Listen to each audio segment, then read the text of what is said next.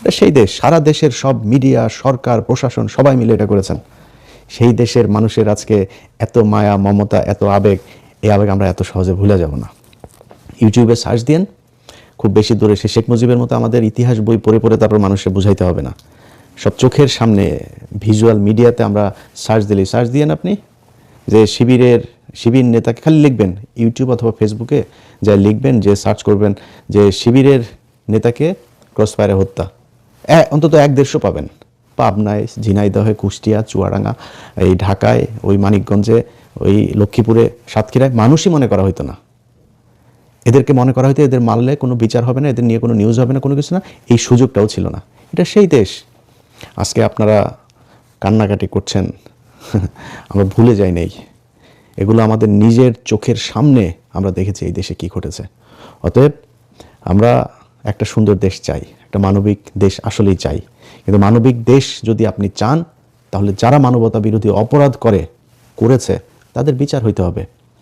তাদেরকে দিয়া তারপরে আপনি দেশ সুন্দর করবেন। এই ছাত্রলীগের সন্ত্রাসীদেরকে দিয়া, এই ছাত্রলীগের সন্ত্রাসীরা এমন কি নাই যেটা তারা করে নাই। আরে ভাই, ভোট দেন নাই আপনি বলেছেন ধানের শীষে ভোট দিবে, এই 2018 সালে, বেশি দিন হয় নাই। আপনি ধানের শীষে ভোট দিবেন, নৌকায় দিবেন না ভোট, জোর করে আপনার সিল মারাইতে গেছে, আপনি মারেন নাই। দিনে ভোট দিয়ে আসছেন, রাতে গিয়া তারপরে আপনাকে ধর্ষণ করা হয়েছে, করে নাই এই সুবর্ণচরে। এটা এই বাংলাদেশের ঘটনা এগুলো। আজকে মানবতা দেখাইতে আসেন ছাত্রলীগের পক্ষে, বিচার হইতে হবে। এই ঘটনার পরে আপনার ওইখানকার ডিসি, ওইখানকার এসপি, তাদেরকে হুমকি দেওয়া হচ্ছে ভারতের নাম্বার থেকে। আপনি এখনো পর্যন্ত আপনাদের কোনো নাই, অনুশোচনা নাই, কোনো ক্ষমা চাওয়ার কোনো আন্তরিকতা নাই, মনোভাব নাই। আপনারা এখনো পাইলেই ছিঁড়া ফেলবেন, খায়া ফেলবেন, আবার ফের দেশকে সেখানে কোথায় নিয়ে যাবেন? একজন আলেম সকালে ফজরের নামাজ পড়তে যাবে, তার মাঝখান থেকে ধরে নিয়ে ক্রসফায়ার দিয়ে মারে, বলবেন যে জঙ্গি নাটক, জঙ্গি হামলায় মারা গিয়েছে, বোমা বানাইতে যায় মারা গিয়েছে। সেই দেশ সেখানে নিয়ে যাবেন? এই দেশে আবার ওরকম কোনো কিছু যদি এই দেশের প্রশাসন, এই দেশের সেনাবাহিনী, পুলিশ বাহিনী, বিডিআর বাহিনী সব মিলেও যদি চিন্তা করে না, এই দেশে আরও কয়েক হাজার মানুষ তাদের জীবন দিয়ে দিবে, সেই জায়গায় যাইতে দিবে না। আমরা ভুলে যাইনি আমাদের যত সমস্যা। যে আজকে কথা বলছি না, দেখছেন আমার কথা মনে হচ্ছে যেন সরকারকে সেভ করার মতো করে কথা বলছি। এই সরকারের সাথে যত সমস্যা আমার তৈরি হয়েছে, সব কিছুর জন্য এই বিচার না করা দায়ী। এই 1.5 বছর সরকারের সাথে মিলেমিশে বিভিন্ন কাজের মধ্যে তাদের সহায়তা চেয়েছি, তাদেরকে সহায়তা করতে চেয়েছি, দেখি সব জায়গায় একই রকম। এই যে আসিফ নজরুল এত সুন্দর মিষ্টি মিষ্টি করে কথা বলে না, এখনো পর্যন্ত আওয়ামী লীগের বিচারক, আওয়ামী লীগের এগুলোকেই করছে। প্রতিদিন আপনার চুরি করে করে মানুষকে আপনার জামিন দিচ্ছে। আরে ভাই, দিলীপ আগারওয়ালা কেমনে জামিন পায়? হাদিকে যে মারল সে জামিন পায় কেমনে? তাদের ব্যাপারে কোনো ব্যবস্থা নিয়েছেন আপনারা? কোনো ব্যবস্থা নেওয়া হয়নি। এগুলো এই সরকারের পক্ষ থেকে করা হচ্ছে বলেই সরকারের বিরুদ্ধে কথা বলছি, সামনে আরও বলতে হবে, যদি নাকি এগুলো ঠিক করে না দিয়ে যান। আপনাদের হাতে সেই সময় নাই, করতে পারবেনও না। সো আমার মনে হয় যে এই যেগুলো এখন পর্যন্ত আছে, যতটুকু আছে, এটারে যদি শক্তিশালীভাবে যদি করে দিয়ে না যাইতে পারেন, যেমন হা ভোটের জন্য নাচানাচি করেন না, কেন করেন? হা ভোটের জন্য নাচানাচি করেন আপনার জীবন বাঁচাইতে। আপনারা এই দেশে কারোর দ্বারাই শান্তিতে থাকতে পারবেন না, না সাধারণ মানুষের কাছে জুতা খাবেন, আপনার এই আওয়ামী লীগের কাছে তো খাবেনই। সো মনে করেন না যে আওয়ামী লীগকে টাকা পয়সা খেয়ে তারপরে তাদের সুবিধাজনক জায়গায় দিয়ে যে তারপরে আপনারা এখানে ভালো থাকতে পারবেন, সারা জীবনও পারবেন না। তাদের ব্যাপারে আপনাদেরকে সুনির্দিষ্টভাবে মানুষের যেই চাহিদা, মানুষের যেই দাবি, সেই দাবির প্রেক্ষিতে এদের বিচার করতে হবে, যার যতটুকু শাস্তি। যে ব্যক্তি ওই দিনাজপুরের এক প্রত্যন্ত গ্রামের একজন আওয়ামী লীগের কর্মী, তার সাজা যতটুকু, যদি 1 মাস হয় সাজা 1 মাস হবে।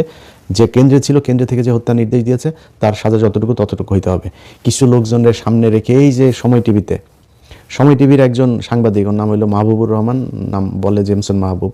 তো ওরে প্ল্যানিং এডিটর বানানো হয়েছে। তো প্ল্যানিং এডিটর উনি এই কিছুদিন আগে মুজাম্মেল বাবুকে ভারতে পাচার করছিল, মানে পাঠিয়ে দিচ্ছিল। ওর বাড়ি ওই ময়মনসিংহের ওদিকে, সে সীমান্ত ওই দিক থেকে তারা পাঠাচ্ছিল। সেখান থেকে এই মুজাম্মেল বাবুর সাথে এই জেমসন মাহবুবকেও ধরা হয়েছিল, ধরে তারপর তাকে ছেড়ে দেওয়া হয়েছে, যেহেতু তার নামে মামলা ছিল না।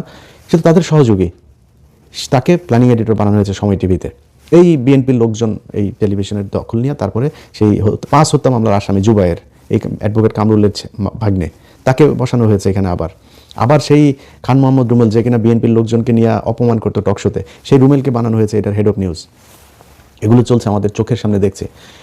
ভাই, আপনি আমারে দরকার হলে মারেন, থাপড়ান, কোনো সমস্যা নেই ভাই, কিন্তু চোখের সামনে এই দেশে যারা কিনা এই 15 বছর এই এই স্বৈরাচারের দোসর হয়ে কাজ করেছে তাদের বিচার করবেন।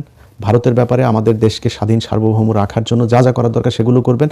আপনি আমার থাপড়াবেন তো আপনার পায়ে ধরে পড়ে থাকবো, কিন্তু এগুলো করবেন আপনি আমার হাজার বিলিয়ন মিলিয়ন ডলার দিয়ে লাভ হবে না, ওইটা আগে করে যেতে হবে।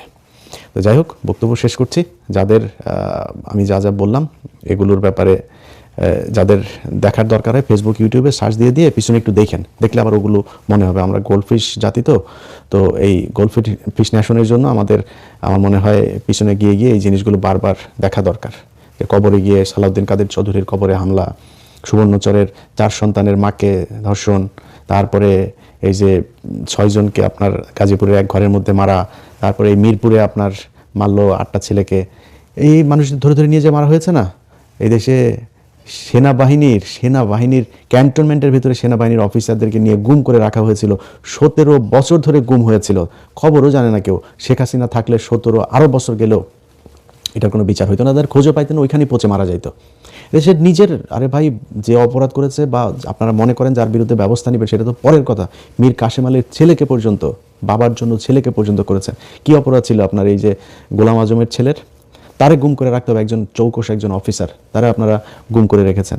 সেনাবাহিনীর ক্যান্টনমেন্টের ভিতরে মানুষ নিয়ে গুম করে রাখা হয়েছে, কই বলে নাই তো কেউ। এই সাংবাদিকরা এগুলোর পক্ষে কথা বলেছে। এই খালেদা জিয়াকে ঘর থেকে বের করার সময় তার ফ্রিজের মধ্যে মদ ঢুকিয়েছে এই সাংবাদিকেরা। তাদের ছত্রছায়ায় তাদের এই সেনাবাহিনীর লোকজনের এগুলোকে তারা গোপন রেখে এইভাবে তারা নিউজ করেছে, এই প্রথম আলো নিউজ করেছে। এত তাড়াতাড়ি আমরা ভুলে যাইনি এগুলি। আমাদেরকে এত মায়া কান্না দেখায় লাভ নাই। যে এই ছেলের এই যে সন্ত্রাসী আপনার নিষিদ্ধ ছাত্রলীগের সাদ্দাম, তার মাসুম বাচ্চা, তার স্ত্রী, তাদের প্রতি সহানুভূতি থাকলো। এই পাপ, এরকম পাপ যেন এই দেশের আর কোনো রাজনীতিবিদ না করে, এই প্রত্যাশা রেখে শেষ করছে। আল্লাহ হাফেজ।